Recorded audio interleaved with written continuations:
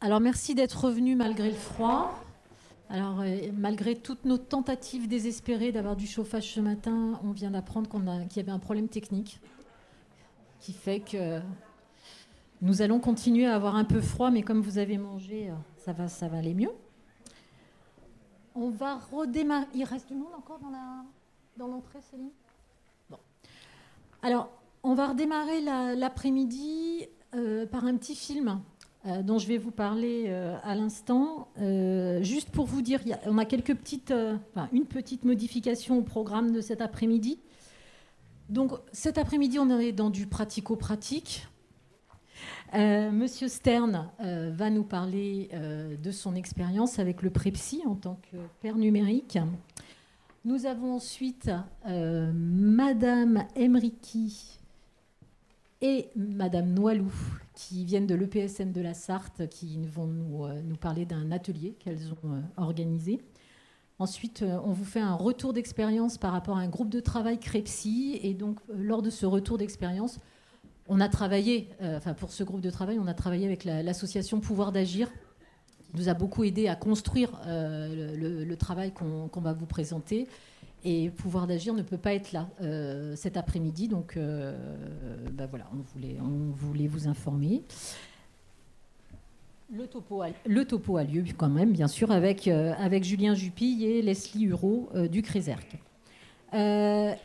Et puis ensuite, donc on conclura la journée à ce moment-là pour vous permettre d'être accompagné, si vous le souhaitez, sur le net. On a différents postes informatiques qui sont mis en place actuellement pour vous guider sur le net, sur des applications, sur des outils numériques favorables au rétablissement qui ont déjà été sélectionnés. Puis peut-être que vous nous amènerez aussi d'autres outils. Et donc, on sera accompagné pour ce travail-là par Sylvain Conneau et Hervé Nahan, qui sont informaticiens. Voilà. Donc ça se passera après la fin de notre journée, aux alentours de 15h45. On va démarrer tout de suite par un petit film donc, qui a été réalisé... qui a été réalisé par les usagers du CATTP de Cholet et de Beaupro, les adhérents du GEM Soleil à Cholet et les acteurs du réseau Santé Mentale du Choletais. Ce film a été projeté en avant-première la semaine dernière. Il a été élaboré pour lutter, bien sûr, contre les représentations négatives. Il est maintenant disponible sur le site de la ville de Cholet, donc vous pourrez le retrouver. Et nous, on trouvait vraiment important de pouvoir communiquer autour de cet outil. Là encore, un outil numérique, hein, ça parle de ça aussi. Voilà. Et puis qu'il faut utiliser sans aucune modération. Donc alors, pour lancer le film, j'ai un petit truc.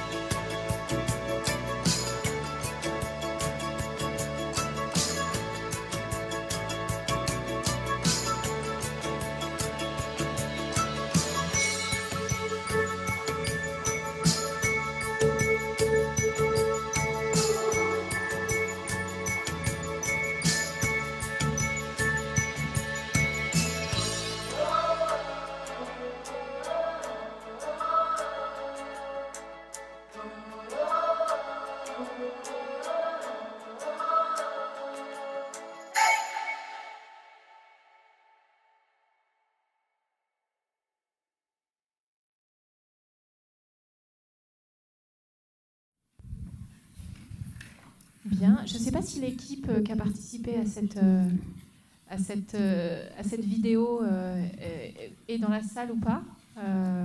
Bon, peut-être pas. En tout cas, oui. Ah, il y avait écrit quoi, Sophie?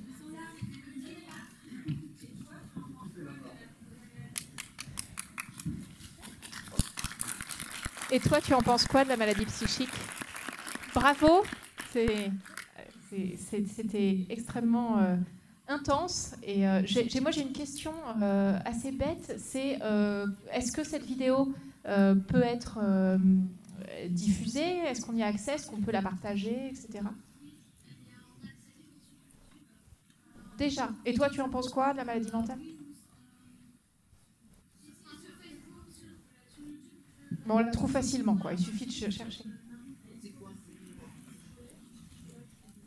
D'accord. Sur le site de la ville de Cholet, sur Facebook. Donc, elle est facilement trouvable sur Internet et partageable, du coup. Et toi, tu en penses quoi de la maladie psychique?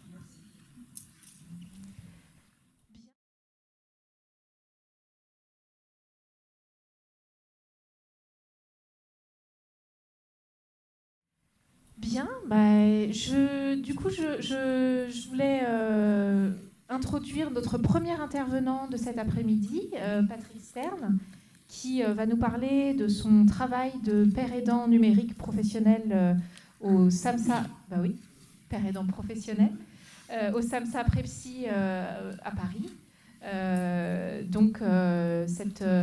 C'est une fonction, il va nous parler de la père aidance en général et puis de cette fonction spécifique de père aidant numérique. Je vous laisse causer. Bonjour. D'abord, merci de m'avoir invité à la délégation nantaise, même si je travaille pour les Parisiens. Je vais commencer par dire un petit... Enfin, je ne vais pas faire tout l'historique de la père aidance, mais je vais dire comment j'utiliserai ce terme pendant mon intervention. La père aidance, je vais prendre la définition canadienne, c'est père, P-A-I-R, sans E.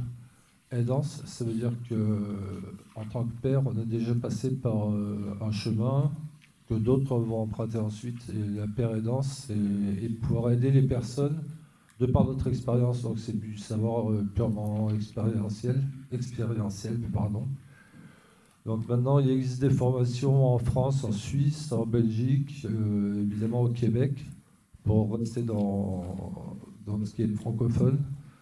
Moi, je n'ai pas été formé, donc je suis père aidant. En France, on appelle ça des médiateurs de la santé père. Alors, je ne sais pas où ils sont allés chercher le terme, mais il y a de la grande réflexion.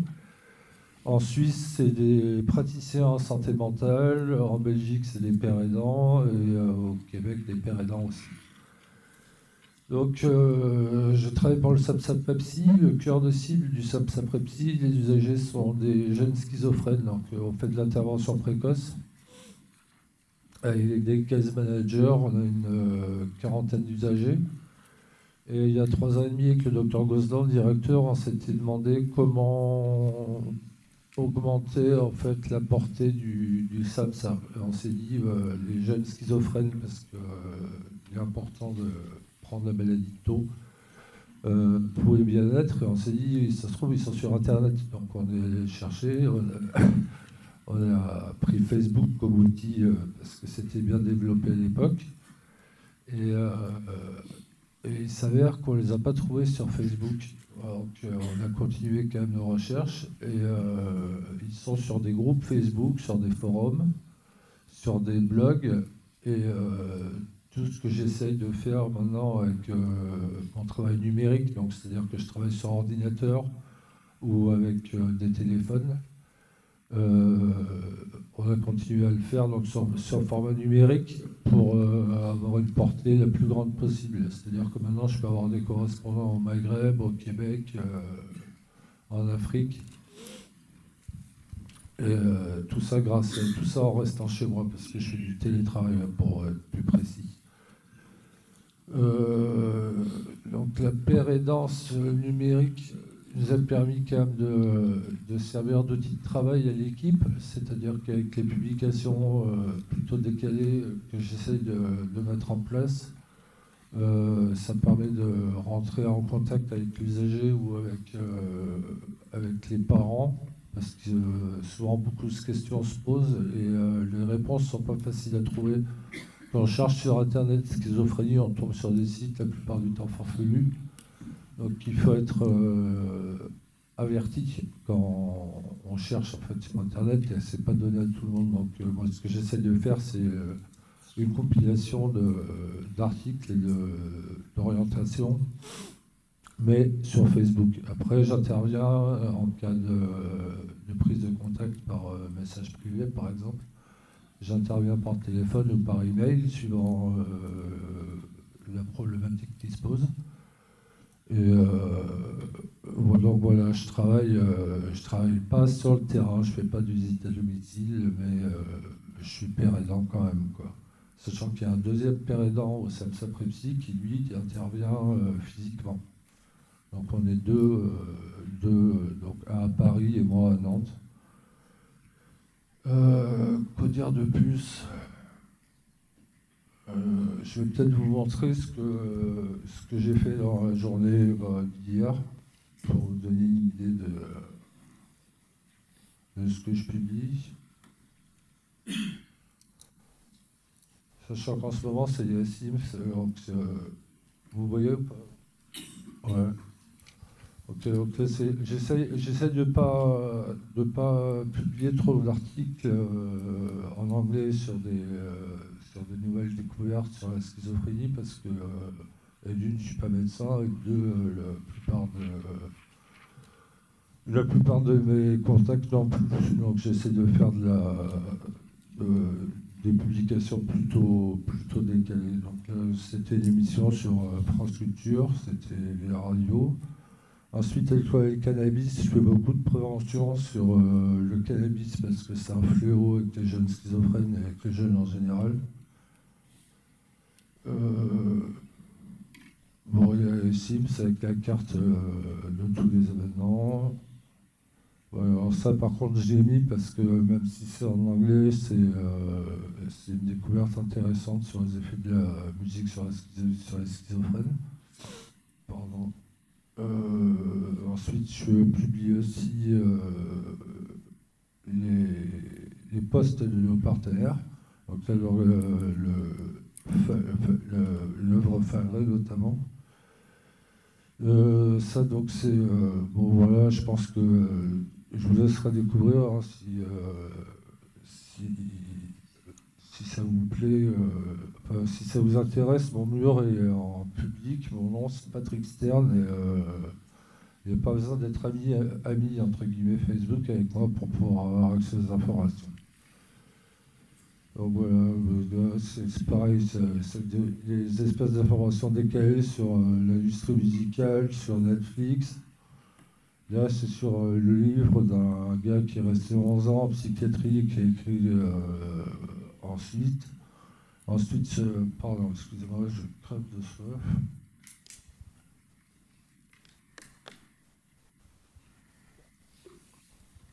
Donc je relais encore là un de nos partenaires principaux qui est Collectif Schizophrénie.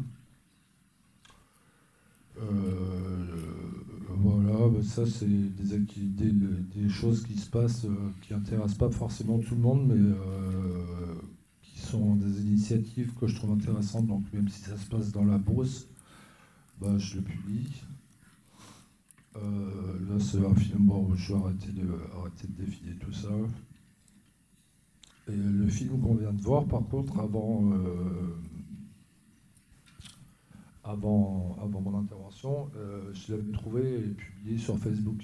Donc, il est disponible aussi sur mon profil. Voilà, je vois pas trop quoi dire de plus. En fait, peut-être des questions éventuellement. Ouais, moi, j'avais quelques questions. Est-ce que je peux vous poser des questions ouais, bien peut-être sûr, pour, ouais.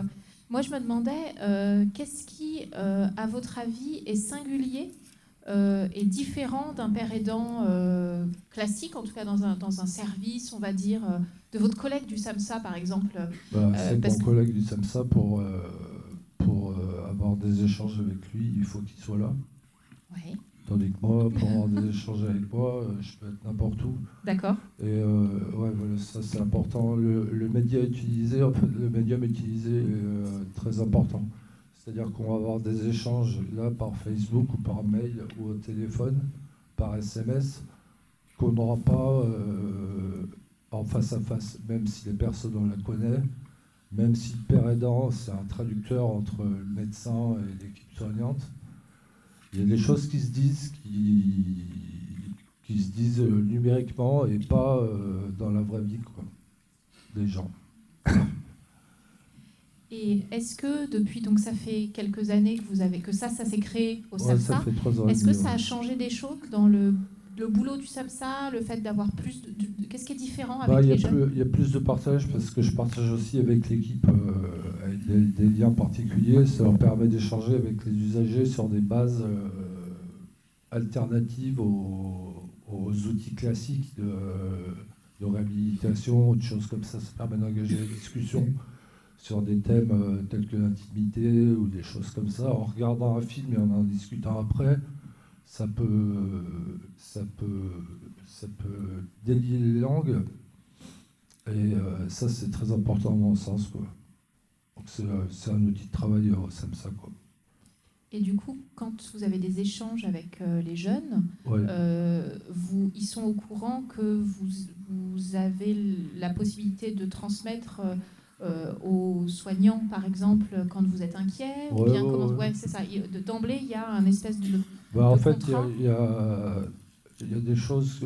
Quand j'ai commencé mon premier échange mail avec l'usager, l'ergonome de l'époque voulait que je fasse des comptes rendus systématiques. Et là, je lui ai répondu non, parce que pour moi, il y a des choses qui se disent qui ne sont pas diffusées. Même c'est pas à moi de rapporter tout ce qui me dit, souvent sous le sceau du pas secret, mais de l'entente particulière, quoi. Et autrement, ouais, ce qui est vraiment important avec la page Facebook, c'est l'information, c'est le lien vers les associations d'aide aux parents de jeunes schizophrènes, qui souvent sont complètement perdus. Je tombe sur des témoignages dans des groupes de schizophrènes qui prônent la malédiction, la purification, enfin bon, il y a des choses complètement hallucinantes qui tournent. Là, c'est pareil, je ne peux pas me permettre d'intervenir, à part si je tombe sur des incitations à la haine ou des choses comme ça. Mais régulièrement, je vois passer des posts où les gens disent d'arrêter les traitements et les utilisateurs se régulent eux-mêmes après. Mais c'est pas à moi de leur dire non, bah, arrête pas ton traitement comme ça, va chez le médecin, c'est pas mon boulot, quoi. Ça reste de l'alimentation d'informations. Et ouais, voilà, on a à peu près 500 personnes qui me suivent. J'ai 500 personnes qui sont sur la page du SAMSA, donc ça fait 1 millier de personnes à peu près qui suivent les informations si elles le souhaitent. Ce qui veut dire que vous n'êtes pas forcément en lien uniquement avec les jeunes accompagnés par le SAMSA, puisqu'il n'y en a qu'un certain nombre. Non, je suis très peu avec c'est en fait une porte d'entrée pour le SAMSA, est-ce qu'on pourrait dire ça? Ouais, c'est très vaste. Mais au début, en fait, l'outil a été mis en place. Enfin, le fait de vouloir aller sur Internet, c'était pour faire de l'outreaching. Alors, l'outreaching, en anglais, c'est aller chercher les gens où ils sont. Et c'est ce que je disais tout à l'heure, en fait, ils ne sont pas sur Facebook. Ils sont ailleurs. D'ailleurs, maintenant, on va essayer de lancer Instagram pour voir si on réussit à récolter plus de gens dans la proximité du SAMSA, quoi. Sachant qu'on ne met pas d'argent non plus dans la promotion des posts, ce qui fait qu'on n'a pas une diffusion de 10 000 vues à chaque fois, quoi. Voilà. Et comment on vous trouve en fait? Par quel moteur de recherche sur Google on tombe sur Patrick Stern ou sur le Samsaprepsi? Qu'est-ce qu'il faut écrire en fait? Samsaprepsi. Voilà, il n'y a pas sur la d'autre. page et Patrick Stern parce que les gens me connaissent. D'accord. C'est via le Samsa en fait qu'on peut tomber voilà. sur vous. Et puis parce que je commence à être connu maintenant. Voilà, on a parlé de nous dans la presse pour ce qui est numérique. Et, ça commence à porter ses fruits, quoi. Enfin, on est de plus en plus sollicité pour faire des interventions comme celle-ci et expliquer notre travail, quoi. Peut-être qu'il y a des autres questions. Oui.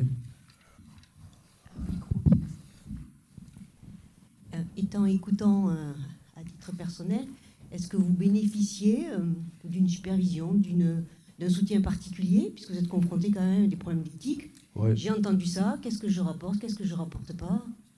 Est-ce que ça vous pose question et est-ce que vous avez du soutien par rapport à ça? Par rapport au mail où je disais tout à l'heure que oui. je ne dirais pas la totalité de la conversation, oui. Non.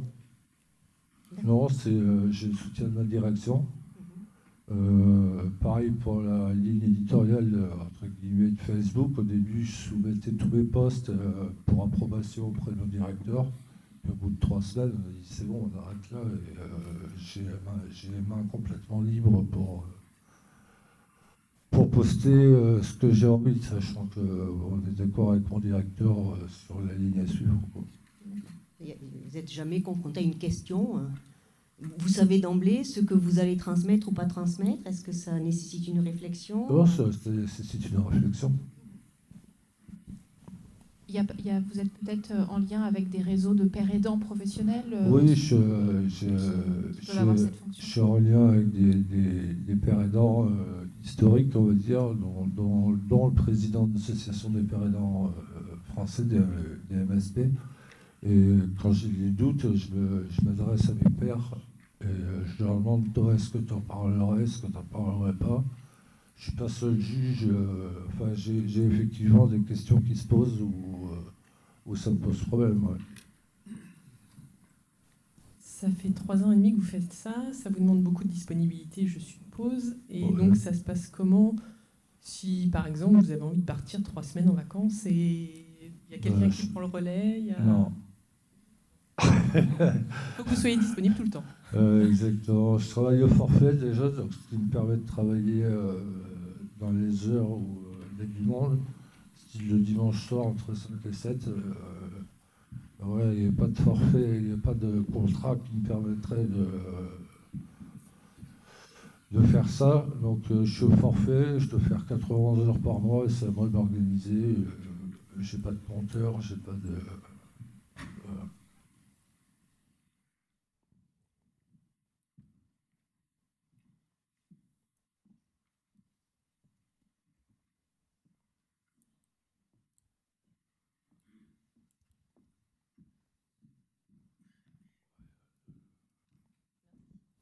Bonjour. Est-ce qu'il faut un critère de recrutement? Est-ce qu'il faut un diplôme, quelque chose? Parce qu'aujourd'hui, c'est ce qui est considéré. Oui. Sur la France, du moins. Oui, en France, il y a... C'est exécrable. Exécrable en France, il faut absolument un diplôme qui n'est pas forcément reconnu sur l'étranger. Le problème, c'est de trouver des centres de formation déjà. Le diplôme, il y a un diplôme expérience. Oui, mais le titre du diplôme existe, c'est médiateur de santé père. Donc là, il y a une formation qui est en cours, à Paris 5, je crois. Je ne suis pas sûr. C'est Paris 13 et CCOMS à Bobigny. Voilà, c'est le CCOMS.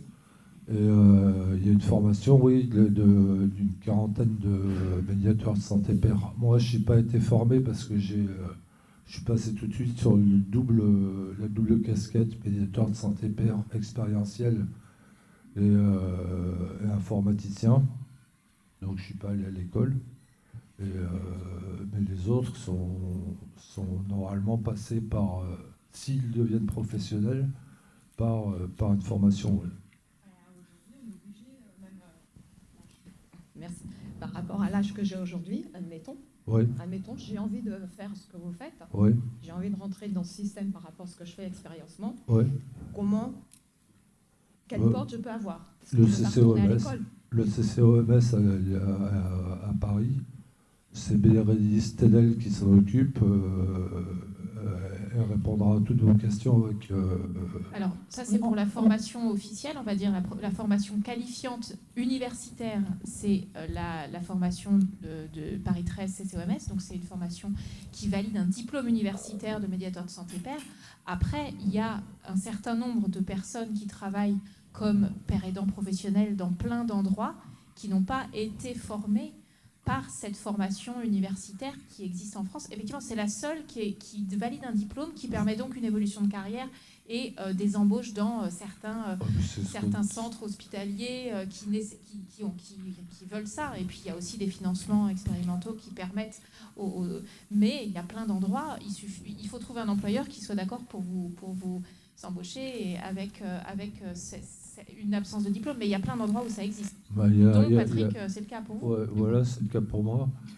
C'est le cas pour deux ou trois autres que je connais qui n'ont pas été formés, mais qui sont à moitié bénévoles. Et autrement, maintenant, il y a le COFOR, donc à Marseille et à Lille, maintenant, qui mettent en place des formations de pères aidants, enfin de médiateurs de santé père reconnus et donc professionnalisantes. Et puis, il y a tout ce qui est université de patients, quoi, Lyon, Grenoble, Bordeaux, je crois.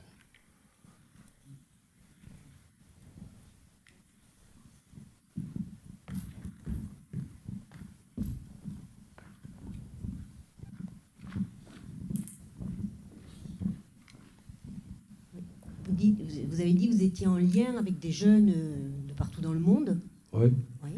Est-ce pas que des jeunes ou moins jeunes. Ou moins jeunes, d'accord. Okay. Est-ce que vous ressentez des différences dans la façon dont les problèmes de santé mentale sont perçus en Afrique, en France, en Chine? Pas encore, parce que pour le moment, je reste dans le domaine francophone.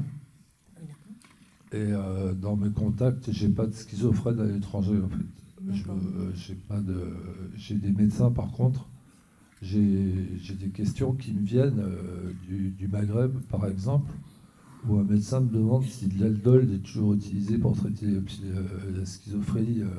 Dans ces cas-là, je fais stop. C'est allô Paris, et c'est de la mise en relation, mais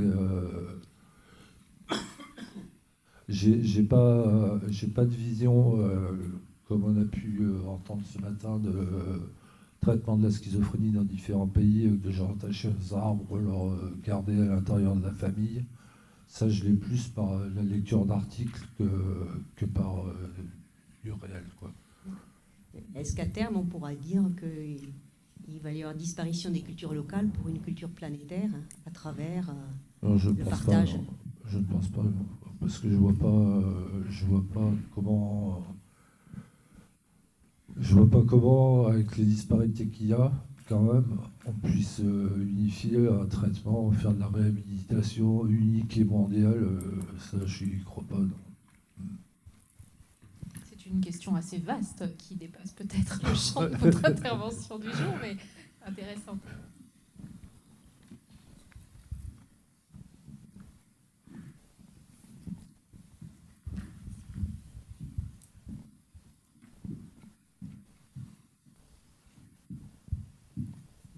Bonjour Bernard. Bonjour. Est-ce que vous faites de la prévention face à l'Internet toxique, entre guillemets? Pas vraiment, non. Comment? Pas vraiment. Non, pas vraiment, parce que je vois pas l'utilité d'en faire à mon niveau. C'est-à-dire que moi-même, je passe 8 heures par jour devant un écran. Je peux pas expliquer aux gens que moi, c'est pas toxique pour moi, alors que ça va être toxique pour eux. Et pour les jeunes, c'est pas à moi de faire de la prévention sur les écrans, c'est aux parents, c'est aux corps enseignants, c'est au gouvernement, mais c'est pas à moi. Je fais pas, non, je fais de la prévention sur la toxicomanie, oui, parce que et d'une, ça me concerne, et de deux, ça concerne ma population cible. L'addiction aux écrans, pour moi, Enfin, si j'avais un schizophrène addict aux écrans, la question se poserait peut-être, mais là, c'est pas le cas. Peut-être préciser, ce qui n'est pas très clair, c'est que le SAMSA-Prepsi, dans lequel vous travaillez, c'est un centre qui s'adresse à des jeunes en vulnérabilité par rapport à l'éclosion de troubles psychotiques. Ouais. Donc c'est vraiment de la prévention et de l'accompagnement de jeunes personnes qui présentent soit une vulnérabilité, soit suite à un premier épisode psychotique, donc des gens qui sont dans une situation de psychose débutante, on va dire. Donc vraiment, j'imagine que les actions de prévention concernent beaucoup la prévention vers la psychose, donc cannabis, etc. Exactement. C'est pour ça que je fais des publications de ce type-là.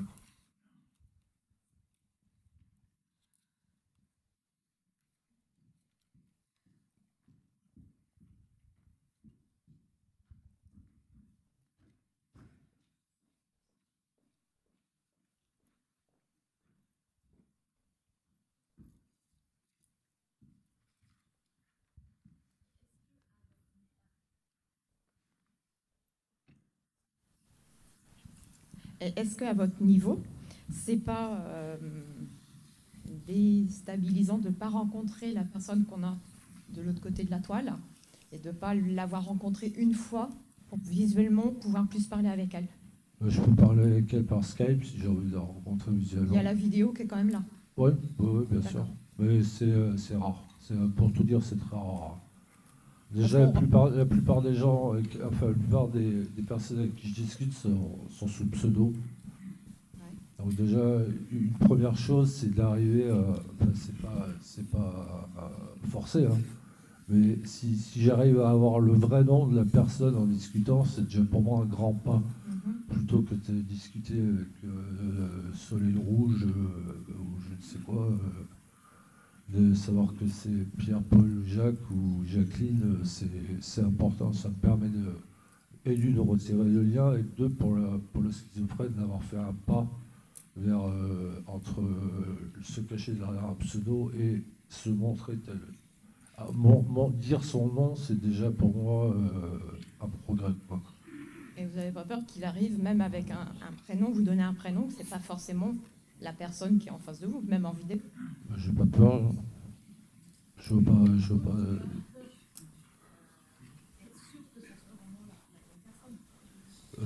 Non, je suis pas sûr que c'est la bonne personne, mais c'est partout pareil. Hein. Je peux envoyer des faux mails. Je suis informaticien de base. Je peux envoyer des mails à part de quelqu'un à quelqu'un d'autre sans.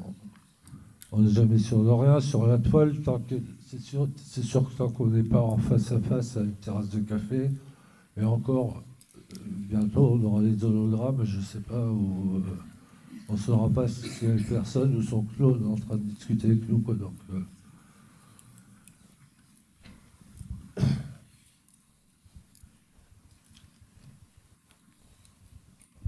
on va s'arrêter là pour merci beaucoup, Monsieur Stern, d'avoir partagé cette expérience. Place à notre deuxième intervention.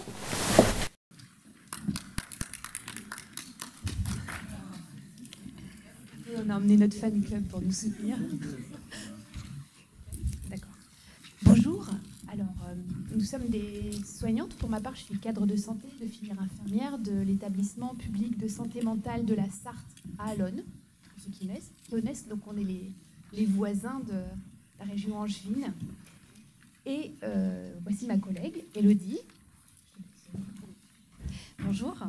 Donc, je suis Élodie Moilou. Je suis infirmière sur le PMCN de la Sarthe, donc sur une équipe mobile d'intervention à domicile. Je n'ai pas dit mon nom, je suis Christina Hermiki. Voilà. Et on vient vous rencontrer aujourd'hui. On a l'opportunité de venir vous rencontrer grâce au CRIPSI pour vous faire part d'un projet qu'on a mis en œuvre là à l'occasion des semaines d'information en santé mentale là, pour 2019. D'un projet qu'on avait déjà réfléchi, ou du moins c'était dans l'idée là depuis 2 ans. Nous avons eu l'occasion d'aller en stage sur l'île dans le secteur G21 du docteur de Frémont, qui est précurseur, pour ceux qui connaissent, de la psychiatrie intégrée dans la cité. Et puis parmi toutes les choses qu'on avait à observer, du coin de l'œil comme ça, j'ai aperçu un médecin et un infirmier en train de discuter et de rechercher des applications mobiles. Et je me suis dit, tiens, voilà une idée intéressante, simple, à mettre en œuvre, pourquoi pas. Et puis, sur ces 2 dernières années, il n'y a pas vraiment eu l'occasion de le mettre en place parce qu'on est tous absorbés par notre quotidien, parce que il y a l'hôpital et son organisation et que ça ne se fait pas d'un coup de cuillère à peau. Et puis, sont arrivées les semaines d'information en santé mentale avec pour thème l'ère numérique. Donc, l'occasion extraordinaire de faire valoir cette idée, en tout cas de la mettre en forme. Et notre projet est, somme toute, très humble par rapport aux applications qui vous étaient présentées par M. Briffaut, le chercheur, ce matin. On va, en toute humilité, vous présenter. Alors, ça va vous paraître d'une simplicité abyssale, M. Briffaut, mais tant pis, on y va. Nous, l'idée, c'est de promouvoir, enfin de présenter des applications qui promeuvent santé et bien-être pour tout un chacun. Les usagers, les patients, toutes les personnes qui sont susceptibles de les télécharger sur un smartphone ou une tablette et qui pourraient leur permettre, dans une action plutôt préventive, c'est le champ dans lequel on s'est axé, on s'est limité, qui vont leur permettre de trouver une ressource numérique simple et gratuite pour répondre à, par exemple, des états de stress ou pour pouvoir se rappeler un rendez-vous, pour pouvoir faire un peu plus de sport ou avoir des réponses sur certains thèmes. On a retenu 6 items pour lesquels on a recherché 2 applications pour chaque item, ce qui fait 12 applications. Je voyais sur le site Facebook là, de M. Stern qu'il y a 10 000 applications en santé mentale de proposer, donc nous, on en a exploré 12. Donc il y a un groupe d'infirmiers qui a travaillé ça avec moi, qui était partie prenante, toujours impliqué et moteur dans les projets. Je vais les nommer quand même parce qu'ils s'appellent Nadège, Anne-Lise, Laure, Stéphanie, Yvan, Anne, Nicolas, Marie et Élodie. Vous en avez 3 qui sont dans la salle, Anne, Nicolas et puis Marie, qui ont travaillé, qui ont installé sur leur propre smartphone ces applications, ces 12 applications, et qui les ont explorées, qui les ont recherchées pour voir si elles étaient présentables au public, pour voir si elles étaient simples d'utilisation, si elles étaient disponibles hors connexion, pour voir si elles pouvaient être évolutives, puisqu'ils sont allés jusqu'à contacter, pour certains, la plateforme de l'application elle-même, pour voir si elle était adaptable, par exemple, pour des injections, pour ce qui est des rappels de rendez-vous, rappels de traitement. Injection, retard, on ne voyait pas, donc une personne du groupe est allée rechercher auprès de la plateforme. Et puis, donc, on a mis en œuvre ce travail. Et à l'occasion des semaines d'information en santé mentale en Sarthe, on a décidé aussi, de façon un peu plus novatrice, puisqu'on s'était aperçu sur les années précédentes que souvent il y a une ouverture des lieux de soins, mais c'est peut-être un peu difficile pour les gens de venir sur les lieux de soins parce qu'ils n'en ont pas besoin, puis peut-être que ça fait un peu peur. Donc là, on s'est dit, nous, on va aller dans le public, on va aller rencontrer les gens. Donc prochainement, on va aller faire une intervention dans une gare, parce que c'est un lieu de passage, et puis on va leur permettre d'explorer ces applis-là. On va y aller avec nos petites tablettes et puis notre petit savoir sur ces applis-là, et puis on va aller leur présenter humblement. Et puis sur un marché populaire aussi, sur la ville de La Flèche, dans la Sarthe. Et puis on va quand même ouvrir nos lieux de soins sur une autre journée pour leur permettre de revenir ou d'emmener quelqu'un découvrir ces applis-là. L'idée, c'est quand même d'offrir à ces personnes l'opportunité de trouver une ressource numérique, c'est vrai, mais le numérique n'a pas que du négatif. Le numérique, c'est pour le meilleur ou pour le pire, donc nous, on a choisi peut-être le meilleur. En tout cas, à un moment donné, en dehors du dispositif de soins, ces personnes, elles sont susceptibles de se retrouver seules et sans ressources. Et si ça peut être une ressource simple, accessible, parce que le nombre de nos personnes suivies, le nombre d'usagers ont des smartphones aujourd'hui, s'ils peuvent aller sur une appli, puis trouver un petit peu de bien-être autour de la respiration, de la méditation, de faire un petit peu de sport de façon très accessible et simple, on s'est dit pourquoi pas. Voilà un peu le projet.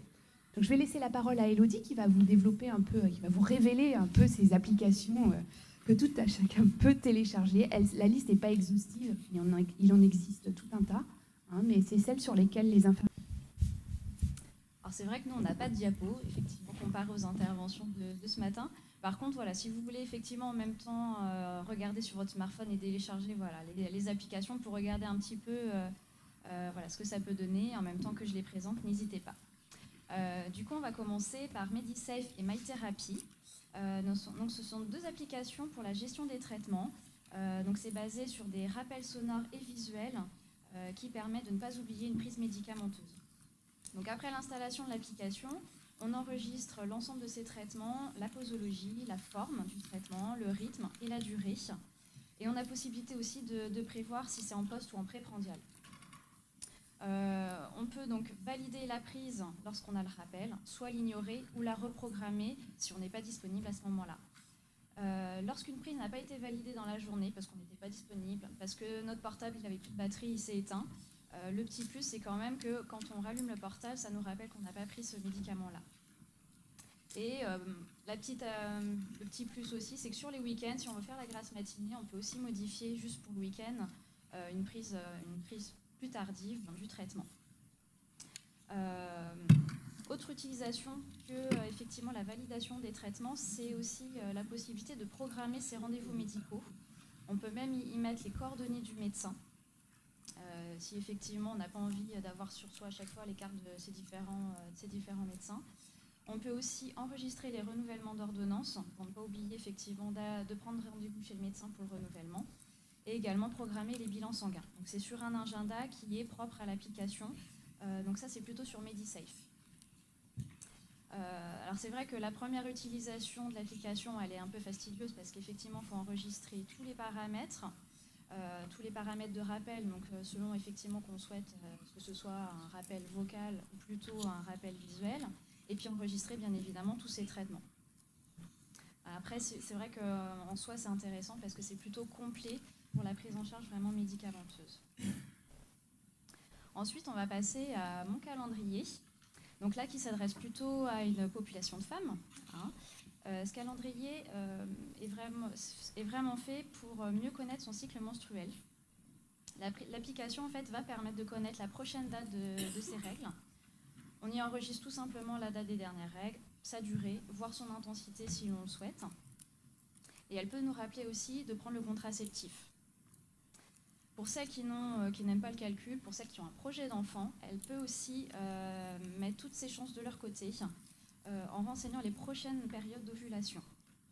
Donc on y enregistre là aussi la date des dernières règles, la durée moyenne des cycles, et donc ils vont nous donner la période la plus propice à la fécondation.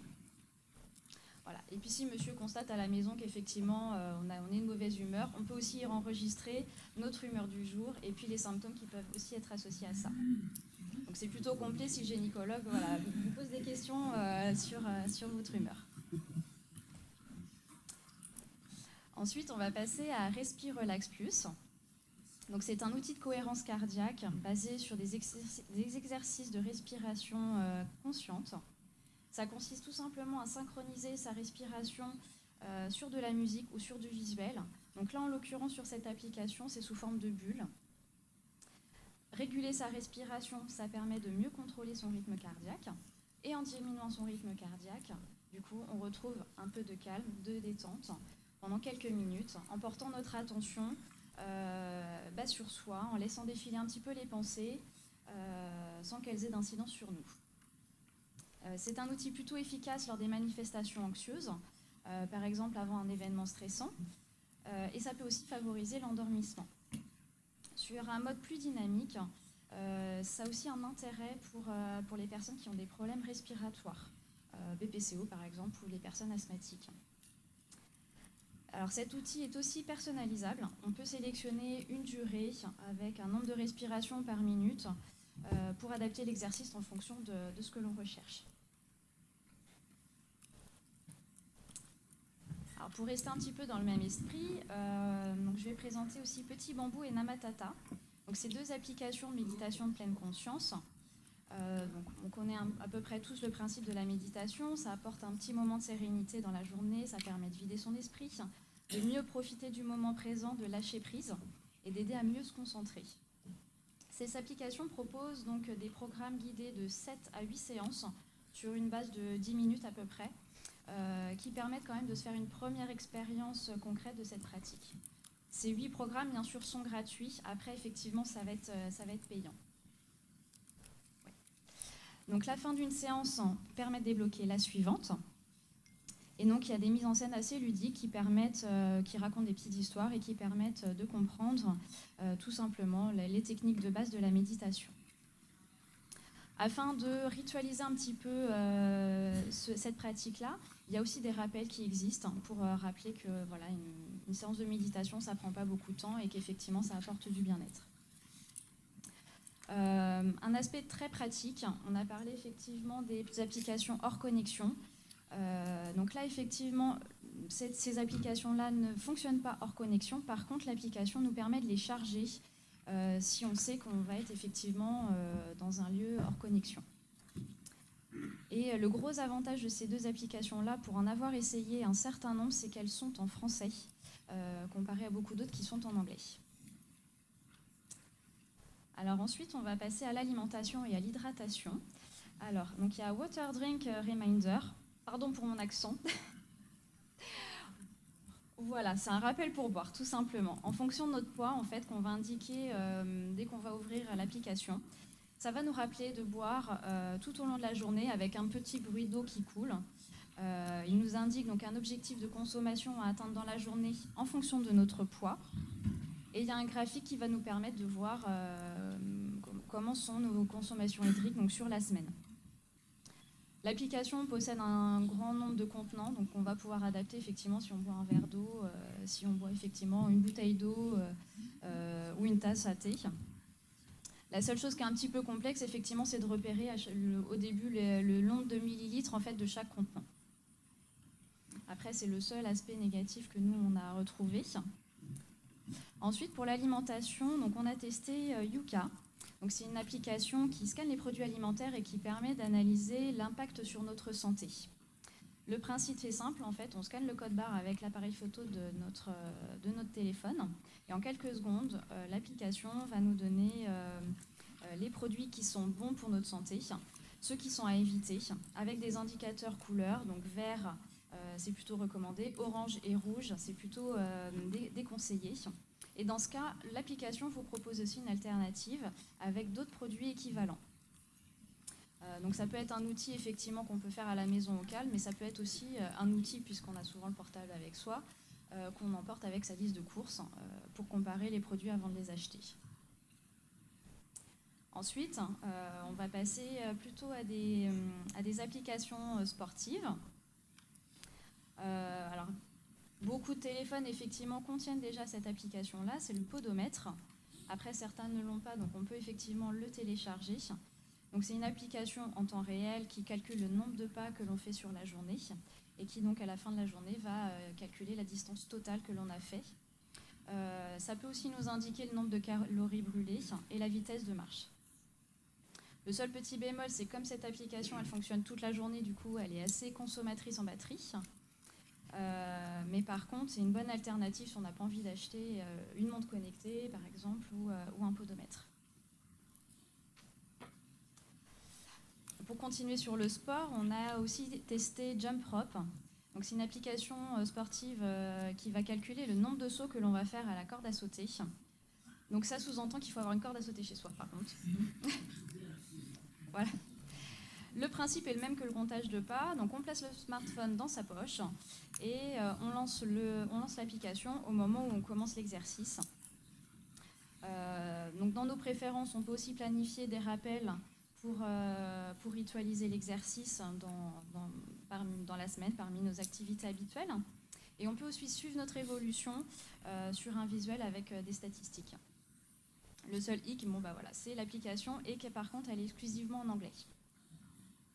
Voilà. Après, elle est assez facile pour lancer, effectivement, il y a peu de sélection à faire. Oui, il faut que je rapproche le micro. Ensuite, on va passer aux dépendances. Donc, on a testé Tabac Info Service. Donc, c'est une application pour le sevrage tabagique que beaucoup, à mon avis, doivent connaître. Elle propose un accompagnement ainsi que des conseils qui sont là pour ceux qui souhaitent réduire ou arrêter de fumer. Donc, en ouvrant effectivement l'application, on personnalise tout de suite notre profil en répondant à quelques questions simples qui permettent de déterminer un petit peu nos attentes.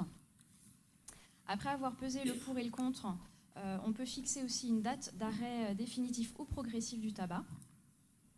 Et pour augmenter sa motivation, cet outil propose de dresser une liste des raisons pour lesquelles on souhaite arrêter de fumer. on peut aussi faire la liste des habitudes que l'on est prêt ou non à modifier. L'application met aussi à disposition certaines vidéos, donc c'est des témoignages en fait de fumeurs qui partagent leurs inquiétudes par rapport à l'arrêt du tabac, comme la peur d'être stressé, la peur d'être irritable, d'être constipé, la peur de grossir, de refumer. Enfin, moi, le vrai plus que j'ai trouvé sur cette appli, c'est surtout que c'est très personnalisé puisque ça permet un accès direct pour appeler directement un tabacologue en ligne. Enfin, on va finir avec l'application Antisocial.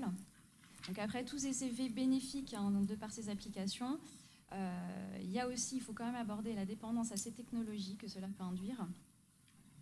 Donc cette application, elle indique le temps moyen passé sur le portable, le nombre de déverrouillages d'écran que l'on fait dans la journée, et je peux vous dire que c'est très impressionnant, le temps passé sur les réseaux sociaux et le temps qu'on passe sur nos applications préférées. Donc selon nos préférences, là aussi, on peut paramétrer un peu comme on veut. On peut limiter l'accès à certaines applications, notamment les réseaux sociaux. On y sélectionne donc l'application qu'on souhaite limiter, les jours et les horaires.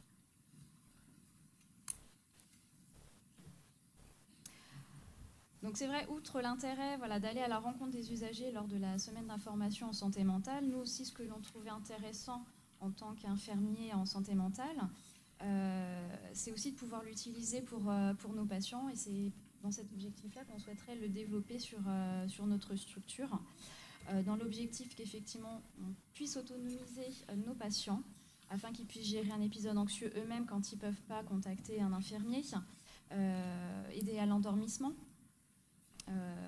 effectivement pouvoir gérer de manière un peu plus assidue leur traitement, mais sans qu'il y ait besoin forcément d'infirmiers libéraux.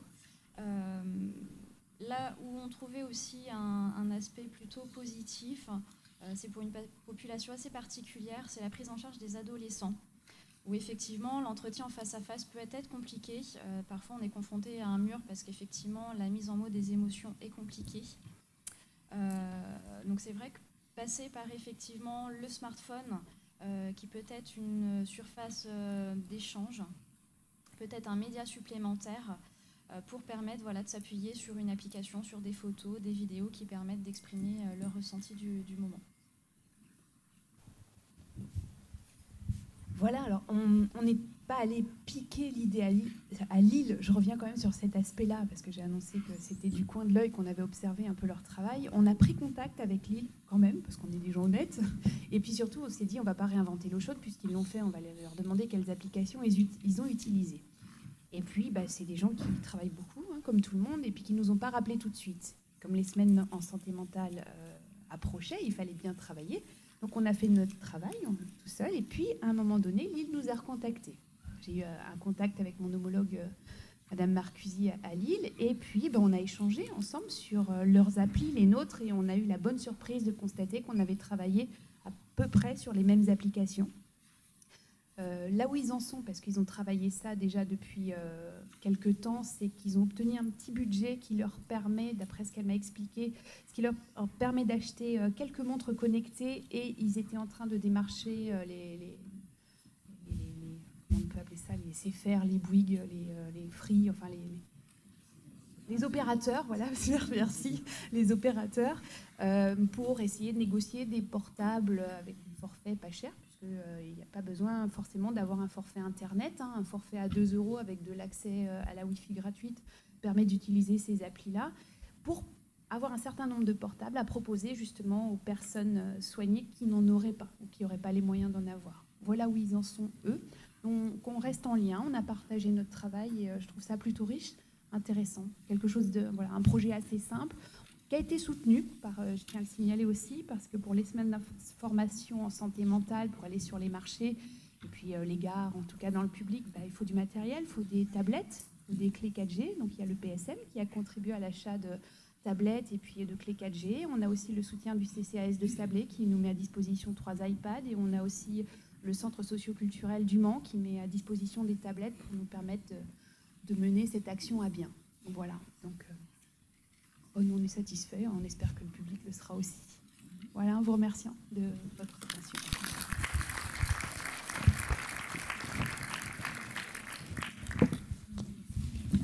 Merci beaucoup pour cette intervention.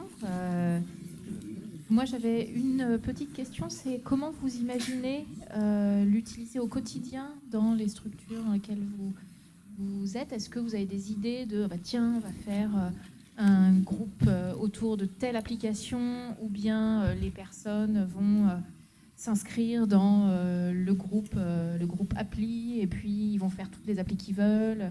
Comment vous imaginez ça en fait? Est-ce que déjà c'est en cours? Et si ce n'est pas encore le cas, comment est-ce qu'il y a déjà une rêverie autour de ça, ou des projets même? Alors oui, pour le moment, on s'est focalisé sur les semaines d'information en santé mentale parce que c'est le travail que ça nous demande aujourd'hui, mais effectivement, on tient à le faire perdurer. On a un centre d'activité thérapeutique à temps partiel qu'on a polaire, alors ça c'est notre organisation, en tout cas suffisamment transversale sur les différents lieux de soins de notre zone géographique, de notre pôle, qui pourra se saisir donc, des tablettes qui ont été achetées par le PSM et puis de l'activité en elle-même, qui pourraient déjà venir en faire la présentation à leurs collègues en centre médico-psychologique, en hôpitaux de jour, dans l'espoir de peut-être acquérir plus d'outils numériques, plus de tablettes ou de smartphones, ou du moins travailler ça d'abord avec les professionnels, ensuite avec les patients qui le souhaitent aussi. Après, je pense qu'on n'est pas forcément en avance. Il y a un patient de l'hôpital de jour il n'y a pas longtemps qui est venu me parler de Petit Bambou. Je crois que c'est lui le premier qui m'en a parlé. Donc, en fait, c'est nous qui sommes en retard, je pense. Il est temps qu'on se réveille. En tout cas, d'abord, sensibiliser l'ensemble des infirmiers. On a des équipes mobiles qui interviennent aussi au domicile du patient, qui pourraient se saisir de cet outil-là. Donc, l'idée, c'est quand même de le diffuser. Et puis, si ça fonctionne, en tout cas, si on arrive à le promouvoir suffisamment dans la structure dans laquelle on travaille, pourquoi pas essayer de l'élever au rang institutionnel pour notre établissement. Voilà. D'autres questions? Ah, il en manque 2. T'es sûr?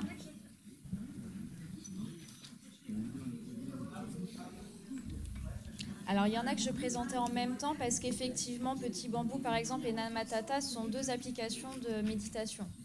Pareil pour les traitements. Non, elles sont pas là. Elles sont là. Medisafe et MyTherapy, je les ai présentés en même temps parce qu'effectivement, ça regroupe la gestion des traitements. Ouf. Oui, je me dis, mince, j'ai oublié une feuille, j'ai oublié quelque chose. Oui, j'ai une question. Inciter des personnes à utiliser encore plus tous ces écrans, est-ce qu'il n'y a pas des facteurs de risque, et quels sont les facteurs qui feraient que 8 heures par jour, comme Patrick Stern, ce n'est pas toxique? Et est-ce qu'on a pu identifier pour qui ça pourrait être toxique et pour qui ce ne l'est pas? Qu'est-ce qu'il y a derrière ça? Quels sont les facteurs protecteurs ou je sais pas. Alors, on a veillé aussi à ce que ça n'induise pas encore plus de consommation effectivement des écrans. C'est pour ça qu'on a fait attention, on a veillé à ce que les applications ne dépassent pas une utilisation de 15 minutes maximum par jour. Par exemple, les méditations, c'est ce qui peut être le plus long à utiliser, elles ne dépassent pas 10 minutes. Après, tout ce qui est effectivement activité sportive, là après c'est selon chacun.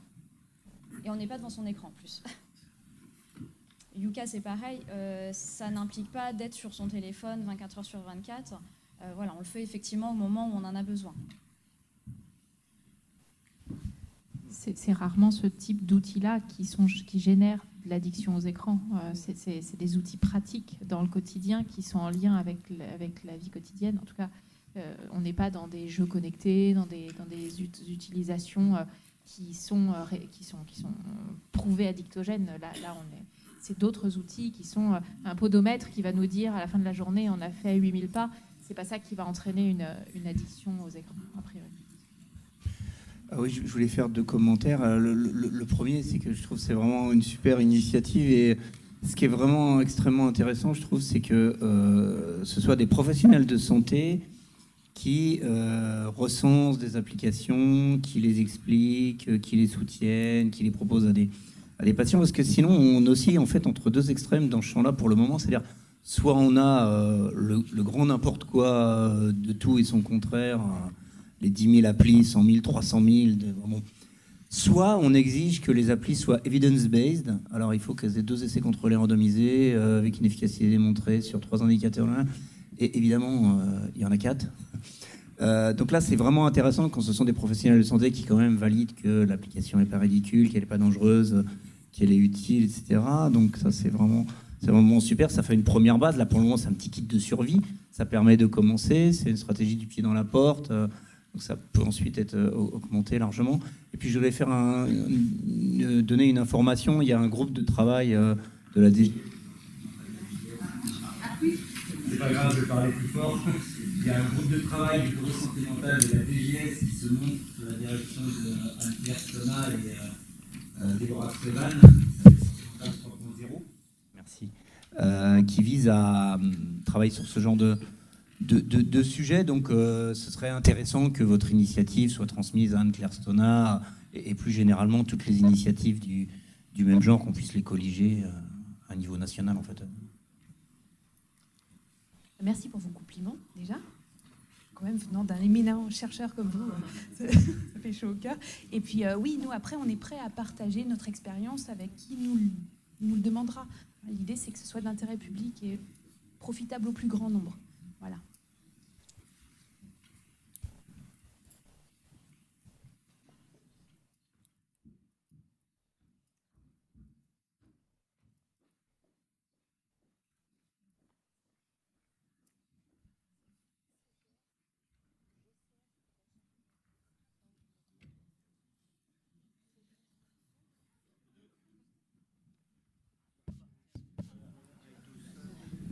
Il faut de la douceur. Voilà. C'était juste pour faire remarquer que ces applications ont quand même de gros avantages. Et je pensais notamment à l'application corde à sauter. On n'a pas besoin de corde à sauter pour sauter à la corde avec ce type d'application. Voilà.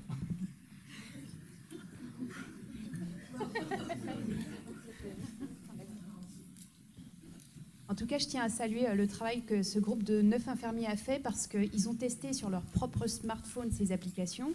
Ça n'a pas été forcément une partie de plaisir. Quand vous avez rappel pour boire, par exemple, avec toutes les heures, le téléphone qui sonne, enfin, du moins qui fait un petit bruit pour signifier qu'il faut boire, voilà, ou rappel de traitement pour des personnes qui n'en prennent pas, c'est pas forcément simple non plus. Donc voilà, je voulais les saluer à nouveau.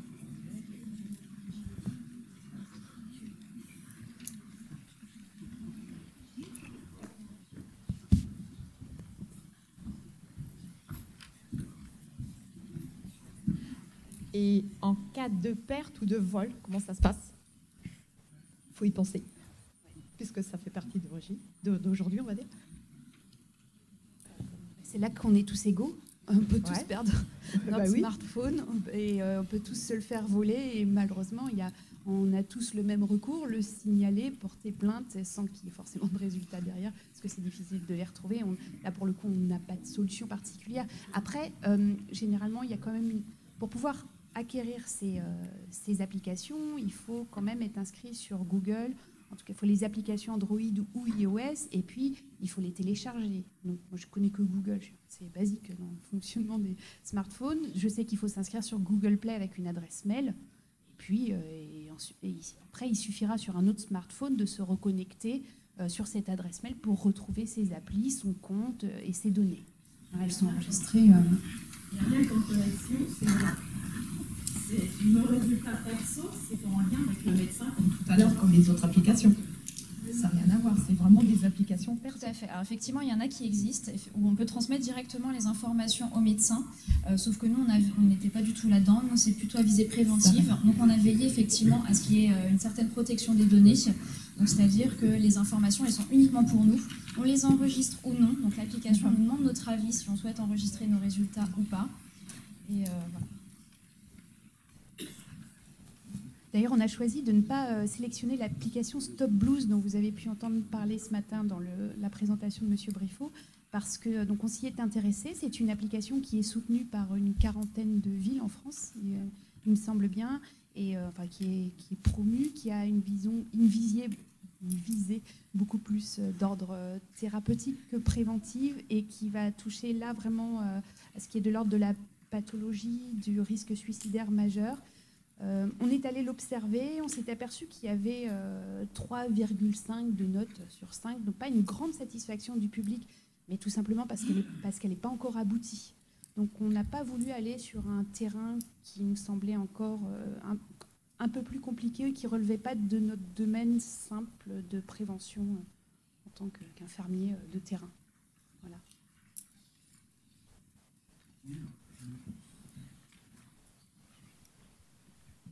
Je voulais juste ajouter que tout ce travail autour des applications a été aussi l'occasion d'une réflexion sur la relation avec les patients,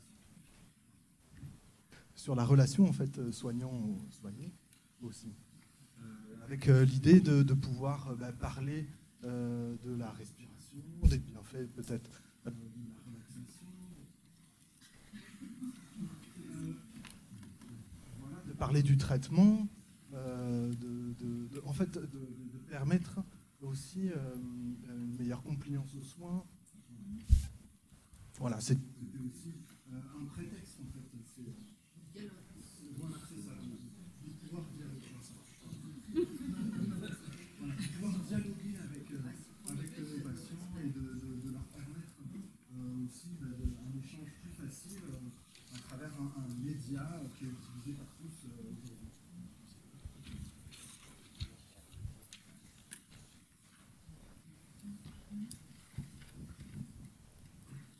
Bonjour, s'il reste encore de la batterie. Merci beaucoup pour ce travail. Juste une petite information.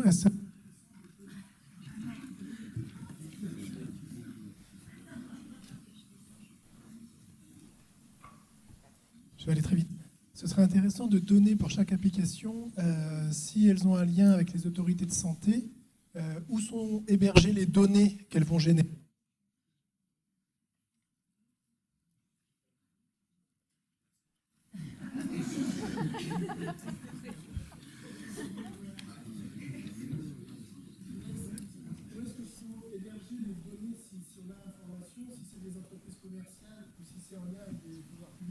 Avec l'hébergement des données, et puis s'il y en a certaines qui nécessitent des abonnements. Parce que il me semble que Petit Bambou, ça... Il y a un abonnement d'ailleurs. Oui. Alors... Alors effectivement, Petit Bambou, il y a une partie qui est payante. C'est pour ça que j'ai précisé qu'il y avait 7 à 8 programmes qui ne l'étaient pas et qui permettent vraiment une première expérience de cette pratique-là. Après, pour ceux qui veulent aller plus loin, ils peuvent. Il y a même de la méditation libre, donc là c'est pareil, c'est gratuit et effectivement c'est à nous de mettre le temps que l'on souhaite faire en méditation. Mais en tous les cas, les 8 programmes que j'ai présentés là, plus la méditation libre, c'est pas payant. Et il y a aussi maintenant, ils viennent de rajouter respiration cardiaque aussi sur Petit Bambou. Donc ça c'est pareil, c'est gratuit. Et de toute façon, c'est bien spécifié ce qui est gratuit ou ce qui est payant.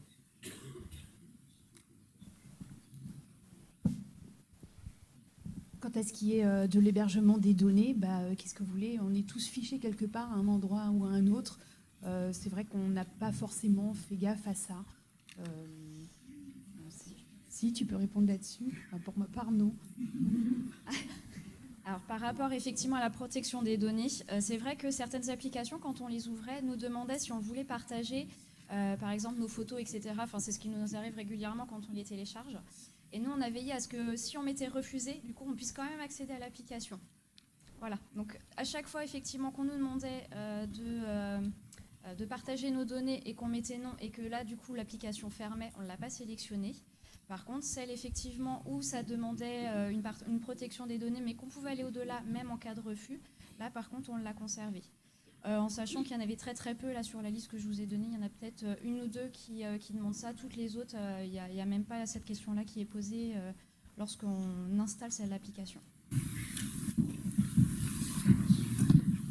Est-ce que vous avez reçu un publicité sur cette application ou si décidé, en des messages, vous n'auriez pas reçu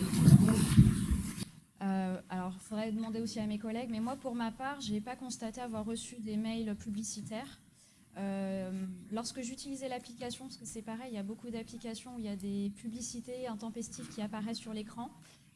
Pour ma part, ce n'était pas le cas. Par contre, j'en ai essayé beaucoup où oui, c'était le cas, effectivement. Donc celles-là, je les ai tout de suite retirées. Après, voilà, il faudrait demander aussi à mes autres collègues leur expérience par rapport à ça.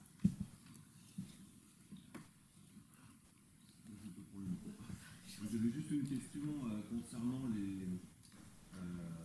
comment les personnes arrivent à intégrer l'utilisation de ce type d'application et par extension aussi des choses qu'on peut retrouver sur PC ordinateur. C'est-à-dire que moi je travaille au niveau du DMSHP, au niveau de la DPI Area en Vendée, et il arrive dans certains accompagnements qu'on voit les limites d'intégration des informations qui sont notées sur le smartphone par rapport à l'application. La difficulté qu'il y a à l'utilisateur. Alors une fois que nous, la campagne, ça se passe, on peut effectivement programmer l'application pour qu'il puisse être autonome là-dessus. Après, dès qu'il y a des mises à jour, système ou autres différences de changement, ça peut devenir très vite compliqué, très vite aussi source d'angoisse, de choses comme ça. Est-ce que vous avez ce recul-là par rapport au temps d'utilisation? Et autre question, est-ce que vous avez trouvé des applications logicielles qui sont plus faciles d'utilisation, qui sont vraiment simplifiées à l'extrême pour favoriser l'utilisation de ce type d'outils? Alors celles qu'on a sélectionnées, on les a voulues, justement l'un des critères de sélection, c'était leur simplicité d'utilisation. Après, on les a testées que sur nous. On ne les a pas encore testées avec les personnes que l'on soigne. Donc ça va être l'étape d'après. Hein.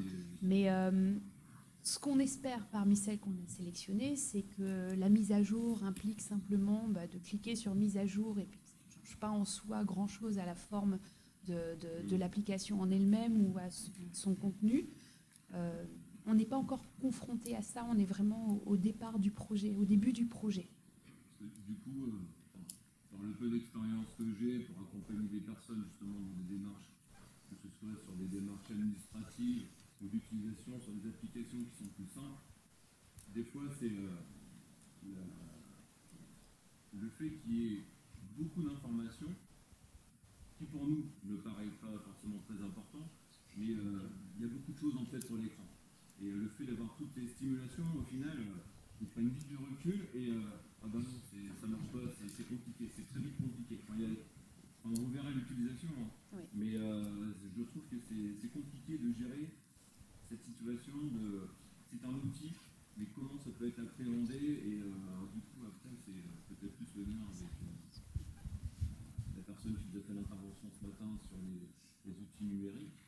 Mais enfin, voilà, c'était une petite remarque aussi de par le peu de l'expérience. Merci en tout cas de ce partage. On sera attentif à cette question-là par la suite. Pour les personnes avec lesquelles on aura des liens, les patients ou les personnes qui viennent en consultation, on pourra toujours leur apporter une information ou réajuster. C'est vrai que pour les autres, j'espère qu'ils sauront venir demander s'ils ne savent pas. En tout cas, ils ont les coordonnées de nos centres de consultation, ils pourront toujours venir nous rencontrer, on sera disponible. Surtout sur notre établissement, si ça se diffuse, ils auront d'autant plus de lieux pour venir chercher de l'information si nécessaire. Voilà. Bien, merci beaucoup de ce partage. On va accueillir nos... oui, il va falloir... On va accueillir...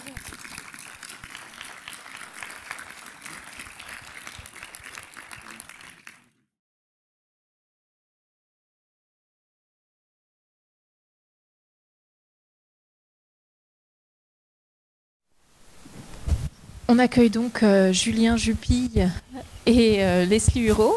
Julien Jupille, le sociologue au CREPSI, et Leslie qui est neuropsychologue au CHU de Nantes.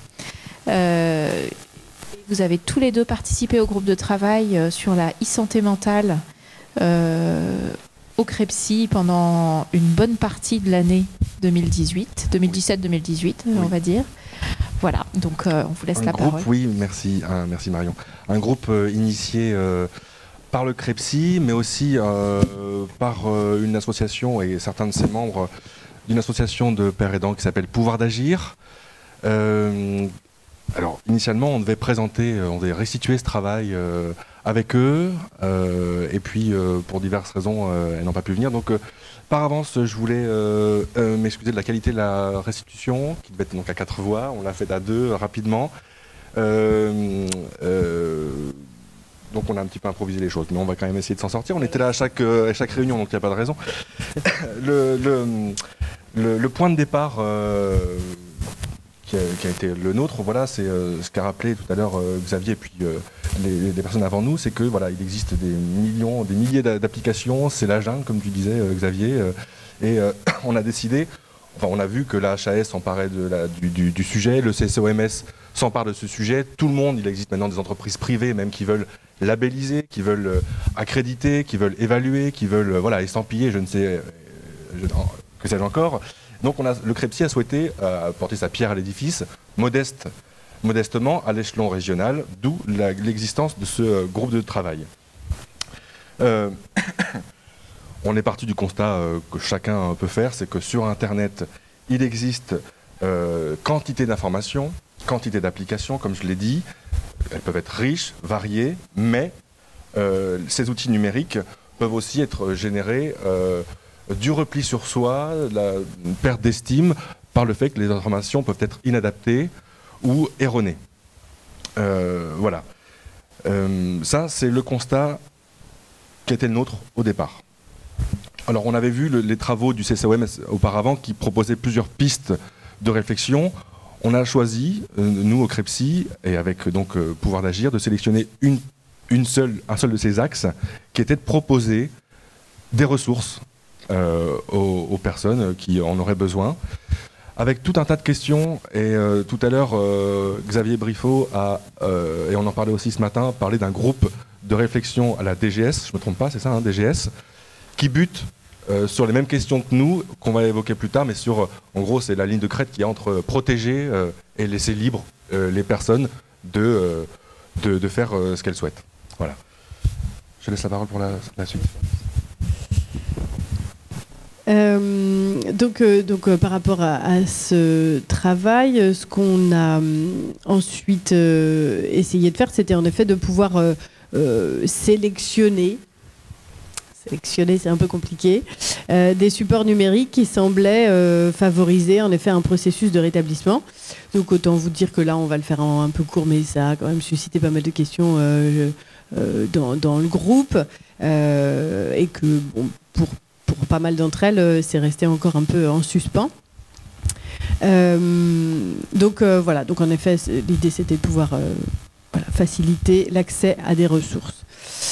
Donc les liens sur le site, je vais vous les montrer tout de suite, mais du coup vraiment l'idée c'était que ces supports ils puissent, on avait quand même un peu au-delà des difficultés etc. et des limites que ça pouvait représenter, que de proposer des sites, pourquoi celui-là, etc.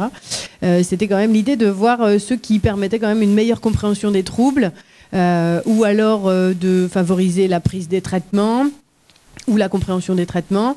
L'organisation des soins aussi, et puis voilà, de voir aussi ceux qui tendaient à aider les personnes à mieux vivre avec leurs difficultés. Tu veux peut-être dire quelque chose ? Oui, non, c'est la seule légitimité qu'on a dans ce travail, c'est que comme le travail a été fait avec des personnes concernées, on s'est en fait basé sur leur usage, sur leur expérience de ces outils.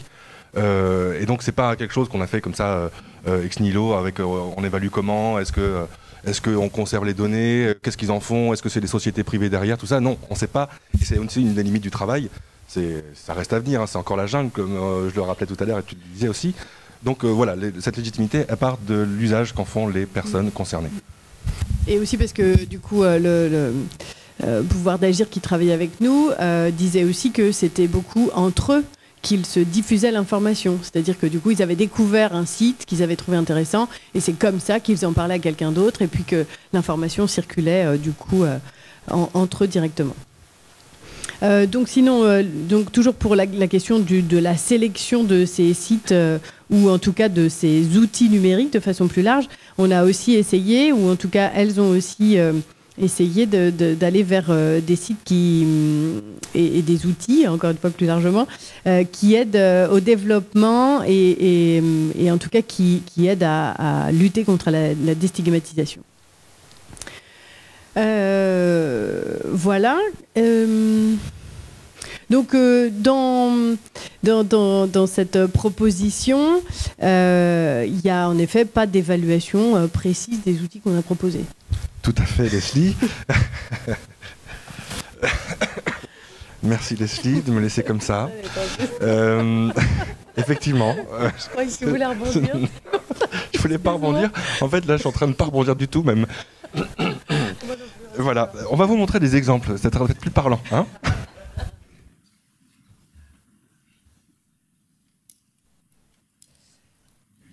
Donc voilà pour un exemple. En effet, j'ai déjà cliqué dessus finalement.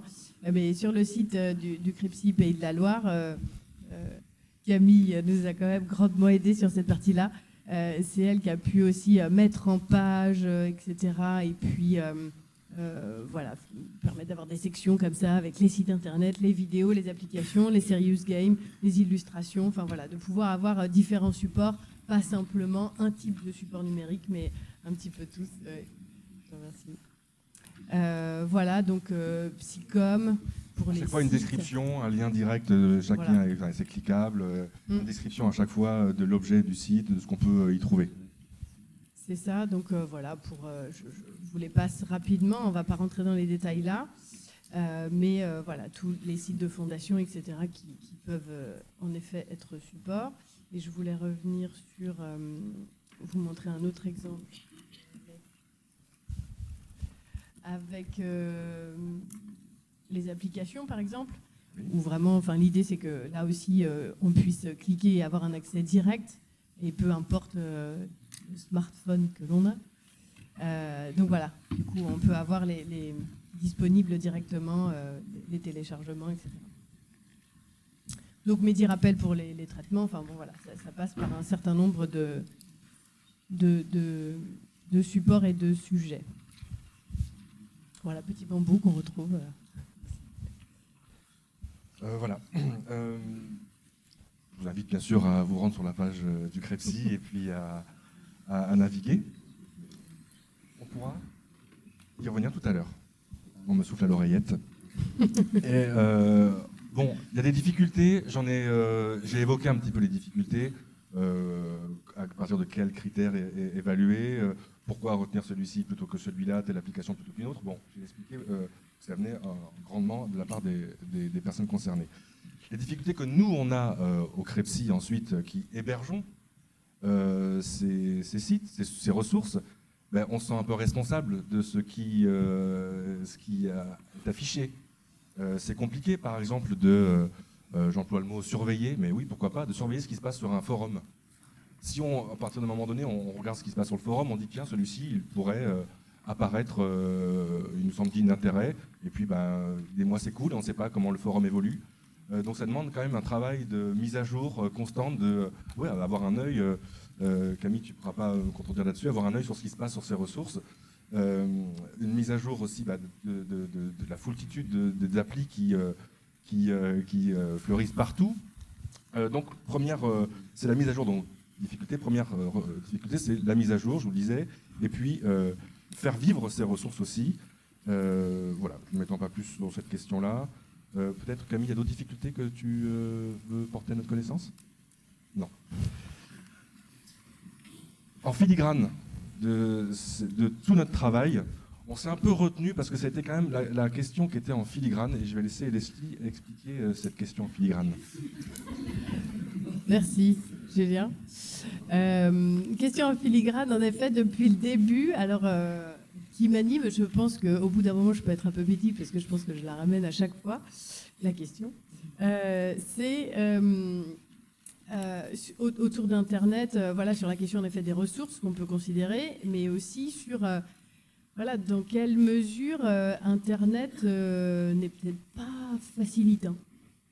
Et voilà. Et en fait, ma question, pour tout vous dire au départ, c'était parce que j'avais entendu parler, vous savez, des sociétés qui vendent comme ça à d'autres entreprises, etc. Vous l'évoquiez tout à l'heure, je crois, le fait qu'après on reçoive des pubs si on allait sur tel site, etc. Et vraiment cette manière finalement d'avoir accès aux informations que les gens cherchent, etc. Enfin bon voilà. Ça faisait un peu peur quand j'avais entendu ça, parce que c'était vraiment dans un autre cadre que celui de la santé.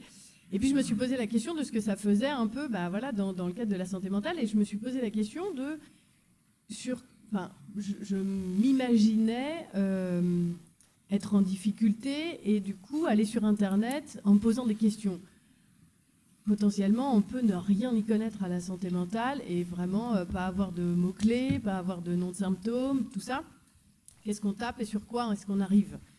Donc voilà, donc c'est compliqué de savoir ça. En même temps, je pense que là aussi, il y a la question de la liberté qui entre en jeu. Et je pense que Pouvoir d'agir nous l'avait bien dit sur le groupe, c'est que finalement, autant on peut tomber sur un professionnel qui est mauvais in situ, dans la réalité, bah, ça peut aussi arriver qu'on tombe sur des choses pas bien intentionnées aussi sur Internet. Donc voilà, donc je me suis dit, bah oui, en effet, on ne peut pas aller jusque-là, on ne peut pas chercher plus d'informations que ça. Mais quand même, il me reste cette question de l'accès à Internet. Qu'est-ce que finalement l'accès à Internet, ça va apporter ou pas? À quoi est-ce qu'on a accès? Orienter, c'est compliqué, hein, même si on est plein de bonne volonté et qu'en effet, on voudrait faciliter ou en tout cas voilà, permettre que le processus de rétablissement se fasse pour tout un chacun. On ne peut pas décider de ça. Mais voilà, il y a quand même cette dimension de à quoi est-ce qu'on a accès. Mais là, du coup, avec aussi ce que vous disiez ce matin, et je pense à M. Jordiano qui parlait de... Jordana, pardon. Excuse-moi, et merci. Et qui parlait de l'autostigmatisation. Et je me disais que finalement, il y avait peut-être aussi cette question-là, c'est-à-dire de chercher des informations et qu'en même temps, soit on tombe sur des choses qui sont malveillantes, soit ça nous ramène à une autostigmatisation, c'est-à-dire de se dire d'un seul coup, on met le doigt sur quelque chose, on se dit « Ah non, je ne veux pas y aller ». Enfin, voilà. Qu'est-ce que ça vient faire jouer l'accès à Internet voilà. Donc, voilà. Je pense qu'il y a quand même peut-être des choses à voir autour déjà de peut-être la déstigmatisation de façon à ce que, en accédant à des informations, ce ne soit pas enfermant. Je ne sais pas si je suis claire. Ça va. Donc voilà, donc, pour tout vous dire, on a encore plein de questions, plein d'incertitudes. Je pense qu'on n'est pas les seuls, mais où en effet, où sont les limites dans tout ça? Il y a quand même une question autour de l'éthique, je pense, qui est importante, que je n'arrive pas du tout à définir encore pour le moment. Mais voilà, il y a ces aspects-là, mais quand même, ce qu'on se disait, c'est que peut-être essayer d'explorer un peu ce champ-là, et déjà de faire une étude rien que exploratoire. Et ce que j'entendais aussi ce matin, c'était que finalement, très souvent, on part de nos hypothèses pour avancer, alors qu'en effet, on part avec nos représentations, etc., et que peut-être une étude exploratoire, juste de se dire, bah, ouvrons, et puis on verra ce qu'il y aura. Ça permettra peut-être de dégager des choses derrière.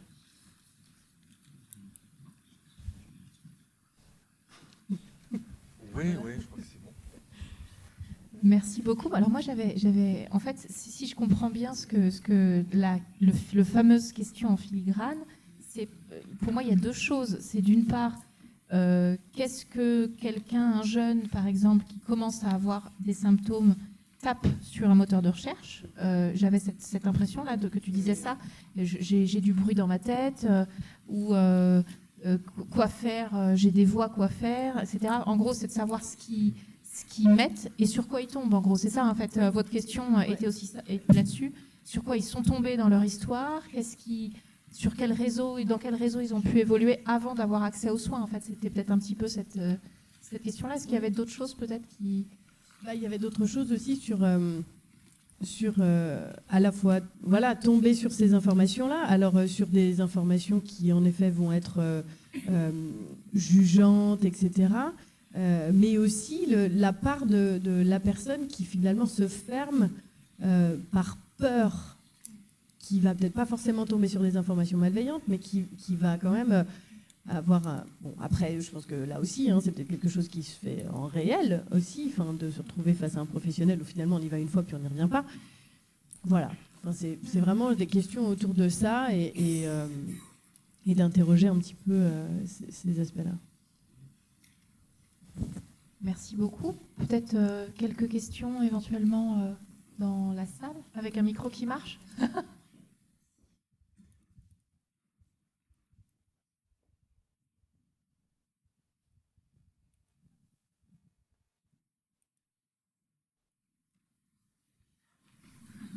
Est-ce que ça rejoint le déni, ça?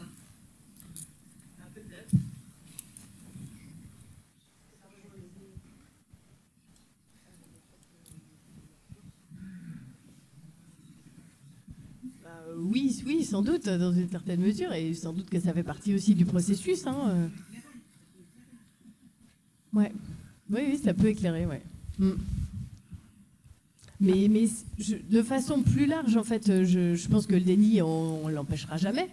Il sera toujours là, ce sera toujours quelque chose qui se jouera. Mais quand même de pouvoir, en effet, travailler sur la déstigmatisation de façon générale pour, en effet, être moins dans la crainte aussi des pathologies, et ben ça peut amener à, en effet, se diriger peut-être un peu plus facilement vers le soin, voilà, moins marquer ces difficultés et ces barrières. En tout cas, ça parle peut-être de quelle action sur le retard à l'accès aux soins, en tout cas cette question-là, le retard à l'accès aux soins dans tous les déterminants qu'il peut y avoir et effectivement tous les outils qui pourraient être mis en place. Est-ce que ces outils ils peuvent être transférés en e-santé, sur la toile, etc. C'est-à-dire un jeune qui met « j'ai des voix dans ma tête » et qui tombe sur des tableaux catastrophiques de maladies et des choses extrêmement angoissantes, va sûrement se dire que peut-être c'est peut-être pas une bonne idée d'y retourner. Au même titre que... donc quels outils sont utiles face au déni, mais comme à tous les autres retards aux soins. En tout cas, ça a été une question qui a été présente pendant ces échanges, dans le peu que j'ai pu y assister. C'est compliqué de ne pas trop orienter aussi un parcours d'aller mieux, un parcours d'aide. Le mot soin, c'est dur de dire voilà quelle serait plutôt l'orientation à donner, parce que chacun, après tout, compose son parcours de rétablissement. C'est bien le principe même du rétablissement et du soin en général. Même quand on a un problème aussi une dépression, il y a plein de façons d'aller mieux avec une dépression, que ce soit par des moyens naturels, je sais pas, des sorties sans doute, mais en allant voir un psychologue à qui on parle, ou alors en prenant un médicament, en faisant les deux. Alors comment tu en es pour dire voilà comment il faudrait mieux faire voilà, c'est compliqué. Il y a plein de questions intéressantes qu'il faudrait creuser, qu'il faudrait organiser avec un petit peu d'appui méthodologique peut-être.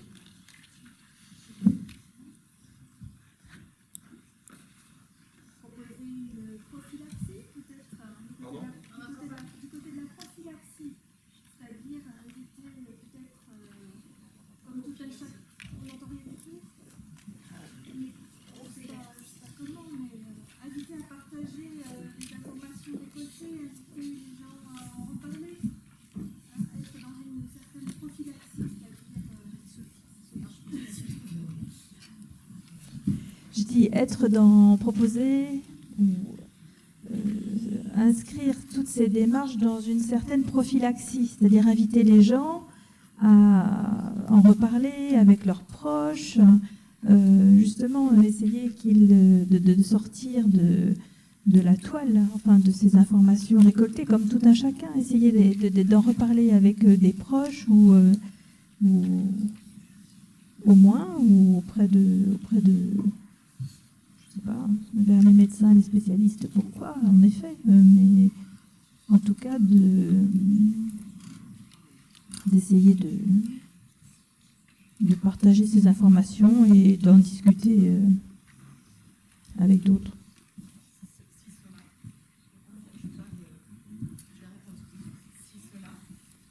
Si cela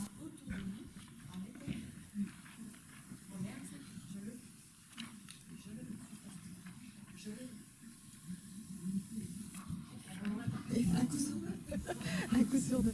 Donc voilà, c'est très difficile parce que aujourd'hui, je le vis depuis un après-divorce de 10 ans. Et à aujourd'hui, depuis 10 ans, je vis sans mes enfants. Et aujourd'hui, ils m'ont fermé la porte parce qu'ils sont sous le mental de leur père. Pardon, je suis un peu émue, de leur mental du père. Et aujourd'hui, ils me sortent des choses de 10 ans. Sauf qu'ils n'ont pas, j'ai essayé de parler avec eux, accompagné de personnes. Sauf qu'aujourd'hui, ils n'ont pas de mots propres à eux. C'est que des on dit que. Voilà, moi j'ai fait ce que vous voulez, ce que vous êtes en train de dire. Sauf qu'aujourd'hui, il n'y a pas de réponse. Et toutes les personnes, là, je suis revenue sur les personnes que en début de divorce. Il y a je les ai retrouvés. Et là, aujourd'hui, ils me ferment les portes parce que j'en suis guérie depuis quelques années. Sauf qu'on non. On me ferme. On me ferme les portes. Donc ça m'enrichit de l'évolution encore plus forte. Alors, la question de l'accès aux informations sur Internet, moi, pour rebondir sur vos interventions, peut-être quelque chose qui est de cette idée que de toute façon, sortir de la toile, sortir n'importe quelle personne en contact, en situation personnelle de fragilité de santé pour soi, pour un proche, quel qu'il soit, va avoir le réflexe premier, quelles que soient ses connaissances sur la pathologie, d'aller voir ce qui se dit sur Internet, parce qu'il va avoir accès à plus d'informations, qu'elles soient bonnes ou fausses. C'est un réflexe aujourd'hui qui est de tout le monde, en tout cas très répandu, en tout cas. Et de ce fait-là, oui, de l'éducation, ouais. Mais après, effectivement, le contenu de ce qu'ils vont trouver va être plus ou moins vrai, plus ou moins pertinent, plus ou moins scientifiquement validé, et ça c'est une autre réalité. Donc après c'est la question de quelle place on a, quelle place on peut avoir dans cette réalité-là, qui de toute façon, après d'avoir l'intention de dire allez en parler à l'extérieur, etc., c'est évident et c'est très important, et pourtant de toute façon il y aura cette intention. Comme n'importe qui, hein. Moi j'ai été confrontée à une maladie d'une spécialité que je ne connaissais pas, tout en étant médecin, je ne connais pas tout de toutes les spécialités. Mon premier réflexe, ça a été de farfouiller sur Internet, de voir quelles infos je trouvais. Alors certes, j'allais voir plutôt sur des sites censés être un peu scientifiques, mais enfin ça a quand même été mon premier réflexe de dire oh là là, c'est quoi ce truc? Je vais aller fouiller, je vais aller recueillir des informations sur la situation à laquelle je suis confrontée. Je pense que c'est une réaction... Je pense que quand on va pas bien, c'est pas forcément évident d'aller vers ses proches. Oui, c'est sûr, c'est sûr. Mais c'est vrai que maintenant, Internet est tellement facile, puis on a tellement d'informations d'un seul coup, que voilà, en quelques coups de pouce, voilà, on tombe sur des choses déjà. Mais en effet, après, on ne sait pas sur quoi on va tomber. Denis va vous faire une petite conclusion. Merci beaucoup Leslie et Julien de cette participation. Et ensuite, comme vous a dit Sophie tout à l'heure, il y a à disposition quelques postes informatiques pour pouvoir librement aller explorer les différentes applications dont on a parlé. On a essayé d'en mettre un certain nombre sur les ordinateurs pour pouvoir... Et il y aura aussi un poste ici dans la salle. Merci Marion. Donc oui, alors j'ai jeté quelques idées sur le papier en vous écoutant cet après-midi. Et puis, on a eu 2 contributions tout à fait intéressantes ce matin, extrêmement riches, avec en premier lieu donc l'intervention de Jean-Yves Giordana, qui pouvait paraître un peu à côté du thème général de la journée, mais qui en fait, on s'en est aperçu après, est vraiment complètement central dans la mesure où la déstigmatisation, c'est bien l'objectif premier, et la stigmatisation étant un obstacle, on va dire, le principal obstacle à l'accès aux soins. Et ce que j'en ai retenu, moi, enfin, pour l'avoir entendu plusieurs fois, mais aussi, je pense que vous avez pu mesurer cette dimension, c'est que la dimension de l'autostigmatisation était tout à fait déterminante. Donc, c'est sans doute un des leviers et un des paramètres qu'il faut qu'on explore quand on accompagne une personne qui est en souffrance psychique. C'est la question de l'estime de soi, la question de l'autostigmatisation, pour bien voir en quoi l'autostigmatisation et la stigmatisation se répondent.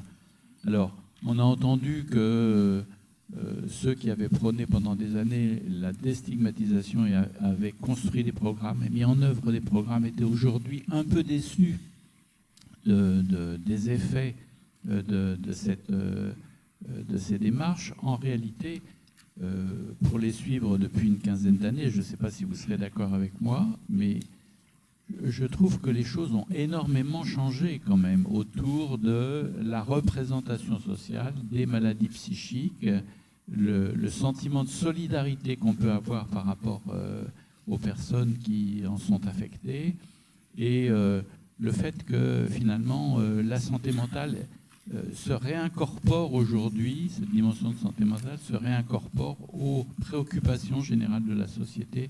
Moi, je ne suis pas aussi pessimiste que ce qui a été dit par Norman Sartorius. Tout ça avance, alors avance sans doute lentement, mais on ne peut pas non plus, on va dire, balayer d'un revers de main ou d'un coup d'éponge ce qui s'est construit comme représentation sociale pendant des siècles, il faut bien dire des siècles, hein, puisque ça n'est que maintenant, au XXIe siècle, peut-être au XXe siècle, que cette préoccupation de l'inclusion est venue au devant de la scène. Et puis, donc, on a eu l'intervention de Xavier Briffaut, qui nous a un peu percuté, à la fois au niveau on va dire, des raisonnements qui y étaient exposés, mais aussi sans doute au niveau de ce qu'il pouvait y avoir derrière comment dirais-je, de logique, de raisonnement qui était porté sur comment maintenant on pouvait essayer de réaménager les hypothèses, d'ouvrir le champ des données, de chercher d'autres relations, d'autres types de logiques, d'autres types d'interactions pour mieux comprendre sans doute la souffrance psychique. Alors, on peut être soit complètement adhérent à la démarche, soit se dire, ce qui est un peu mon cas, vous l'avez senti, hein, c'est oui d'accord, mais est-ce qu'on est vraiment sur le chemin d'une prédictivité totale et donc d'une intervention possible à tout moment de la vie pour pouvoir, on va dire, réajuster des trajectoires de vie? Est-ce que quand on raisonne comme ça, on n'est pas en train de négliger quand même le facteur humain et l'intersubjectivité, et ce qui se passe dans la vie des gens et qui n'est pas forcément totalement et toujours dépendant de leur situation propre. Et puis donc, mais pour aller un peu pour prolonger un peu cette idée, ce qui s'est dit cet après-midi autour de la diversité, la multiplication finalement des angles d'approche qu'on voit à travers les applications, dont on voit qu'elles sont, alors maintenant on dit des centaines, des milliers, des dizaines de milliers, sans doute pas toutes de même qualité, sans doute pas toutes de même objet, mais on voit qu'il y a une tellement grande diversité que ça ouvre un champ comment dirais-je, de ce qui est décrit, des données de la clinique. Au fond, ça ouvre le champ de la clinique, et sans doute ce champ de la clinique va rendre possible une ouverture du champ de la thérapeutique. Et comment, et c'est ça qu'on ne mesure pas bien, on ne sait pas très bien si la diversité va continuer à s'élargir ou bien si on va assister, parce que c'est déjà arrivé aussi dans le monde d'Internet, à une sorte de reconvergence vers quelques grands standards. Je dis ça parce qu'il y a 15 ans, il y avait 15 moteurs de recherche. J'ai envie de dire, aujourd'hui, il n'y en a plus qu'un. Enfin non, bien sûr, il n'y en a pas plus qu'un. Il y a quelques moteurs de recherche qui cherchent encore à subsister en face de Google, mais on voit bien qu'il peut y avoir à nouveau un standard qui s'impose. Est-ce qu'il va y avoir un standard qui va s'imposer au niveau des applications concernant la santé? Tout le monde, il y a une sorte de course aujourd'hui, y compris par les gouvernements, par les pouvoirs publics, pour les politiques publiques. Je sais que le gouvernement, le ministère français a mis en place un site e-santé qui a une ambition très importante. Ils y mettent des moyens très importants. On rentre des données et puis on reçoit des conseils, etc. Mais bon, comment tout ça va évoluer. En tout cas, ça ouvre le champ de la clinique, ça ouvre le champ de la thérapeutique, ce qui veut dire que si on veut ne rien rater dans cette affaire, il faut sans doute que, pour anticiper un peu ce qui peut venir, nos esprits et nos réflexes professionnels s'ouvrent davantage, deviennent de plus en plus ouverts, ce qui veut dire que aussi, enfin, c'est peut-être une interprétation aussi un peu personnelle, c'est que nous sommes invités à prendre de la distance par rapport à la psychiatrie académique, par rapport à la façon dont tous nous avons été formés. Aujourd'hui, il faut qu'on se dise que nous serons, enfin il me semble, que nous serons maintenant dans notre vie professionnelle bouleversés, percutés par des raisonnements qui vont être très différents. Et je vais dire qu'il faut accueillir, il ne faut pas récuser a priori ces apports nouveaux, parce que peut-être qu'il en surgira quand même des choses tout à fait intéressantes. Mon avant-dernier point, c'est le fait qu'au fond, l'usage de ces outils numériques mobilise, ça a été dit, mobilise vraiment tout à fait, comment dirais-je, de façon aiguë, la dimension éthique, qui est fondamentale, on l'a bien perçu. Le fait qu'on ne soit plus dans le colloque singulier, mais quand on est sur les réseaux sociaux, sur une conversation qui est largement ouverte, qui peut même être très largement ouverte si on utilise un certain type de réseaux sociaux avec des abonnés, etc., implique une responsabilité. Une responsabilité pour ceux qui écrivent, une responsabilité pour ceux qui régulent, une responsabilité pour ceux qui tiennent, on va dire, l'outil,